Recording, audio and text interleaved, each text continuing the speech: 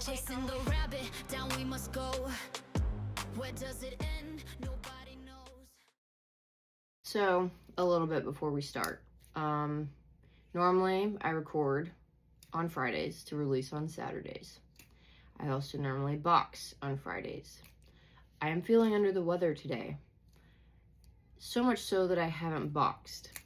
But I consider these episodes to be very important, and it's information that I believe people need to have. So if you don't mind me looking the way that I do right now and maybe sounding the way that I do, I appreciate it, because yeah, you're just gonna have to deal with it this episode because I need to get through it. So I've decided, because I have had some feedback from some people who have watched, and they noted that I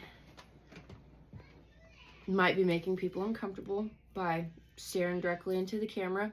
So I am not going to do that anymore. I'm going to do other things while I talk.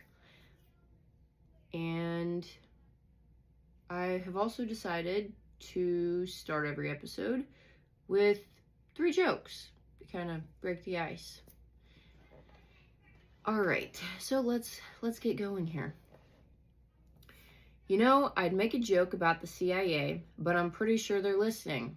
Oh wait, they just laughed. Here's a fun fact. The CIA motto is, "The truth will set you free," which is hilarious, because if you ever actually find the truth, they'll probably kill you. I'd make fun of the CIA's intelligence, but honestly, their greatest skill is overthrowing democracies and then acting shocked when people hate them. Today's episode is called CIA Turns Its Eyes Inward, Domestic Surveillance and Psychological Operations. Welcome back to Norse and Wonderland, where we chase rabbits through the shadows to find the truths they don't want you to see. Today we're talking about the CIA turning its eyes inward. Imagine this, an agency created for foreign intelligence, sworn to protect national security, quietly shifting its gaze onto its own citizens. You and me. Watching, recording, experimenting, all without our knowledge. The Central Intelligence Agency was born in 1947 under the National Security Act. Its mission was clear: gather intelligence abroad to protect American interests. Domestic surveillance? That was the FBI's lane. The CIA was never supposed to operate on American soil. But what happens when an agency designed for covert operations decides to bend the rules?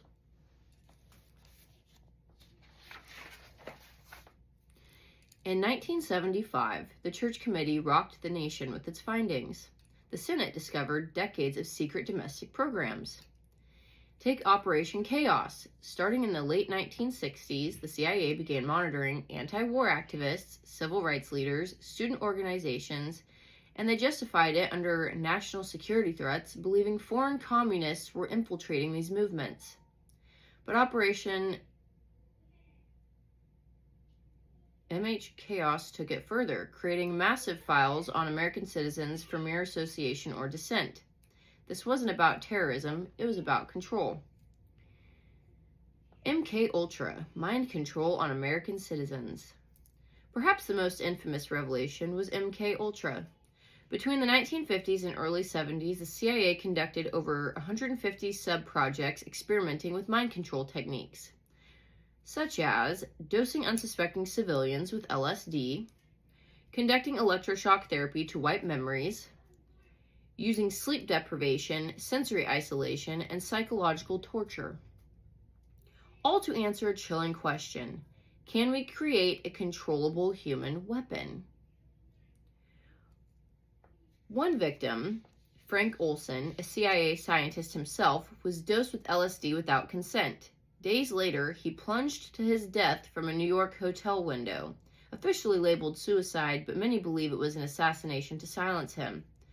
Weird. Another person got unalived. No way.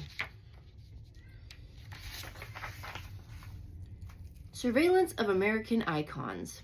Civil rights leaders weren't spared. Martin Luther King Jr. was heavily surveilled. Malcolm X, anti-war protesters, even musicians like John Lennon faced FBI and CIA attention for anti-war activism. The narrative was simple: they're a threat to national security. But behind that phrase was fear of losing control over public opinion and civil unrest challenging the status quo. Modern echoes. Post 9/11, intelligence agencies expanded power under the Patriot Act. Edward Snowden's leaks revealed NSA domestic data mining, but quietly, the CIA collaborated with local law enforcement through fusion centers, gathering and sharing data on American citizens. CIA versus Nazi mind control. Let's reflect for a moment. After World War II, Operation Paperclip brought over Nazi scientists, including those who had experimented on prisoners without consent. Sound familiar?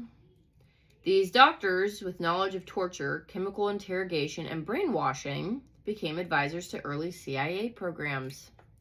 Is it any surprise that MKUltra mirrored the darkest corners of Nazi research? Both programs asked the same question: how do you break the human mind to remake it in your image? Ethical and constitutional questions. Where is the line between protection and oppression? When your government experiments on you without consent, when it spies on dissent rather than addressing it, when it treats citizens as threats, what does that say about freedom?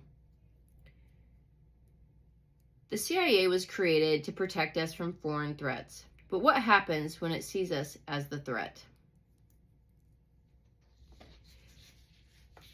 How much privacy are you willing to sacrifice in the name of safety? Why do you think governments hide their operations from the public they claim to serve? What would you do differently today, knowing how often we're surveilled without our consent? And today's affirmation is: I stand rooted in truth.